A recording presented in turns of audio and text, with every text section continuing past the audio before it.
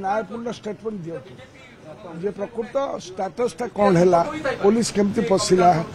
ये सब जिनस जो एकपाखिया डिसीजन हो गृह जो भाव में गोटे शांत वातावरण आसापी व्यवस्था करतु ये दुखदायक अवस्था केबे इतिहास रे नथिला जहाँ ये देखागला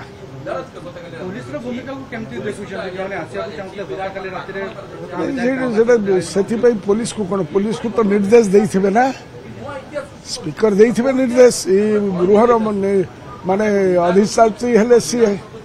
तो पुलिस को जदि से निर्देश देइछथि को प्रकार कार्यक्रम करिया पई देइछथि से गृह रे उपस्थापन करतु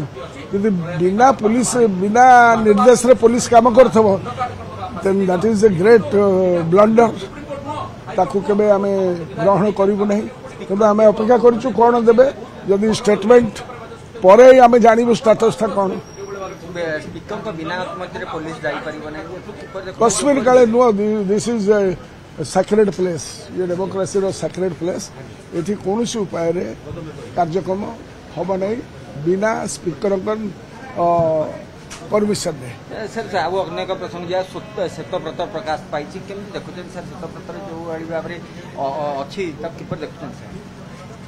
श्वेतपत्र प्रकाश करने से बहुत आगुरी कही गोटे परंपरा श्वेतपत्र है श्वेतपत्र उपर जो डिस्कसन हवा कथा से डिस्कसन हम जदि हाउस रो वातावरण ठीक रही।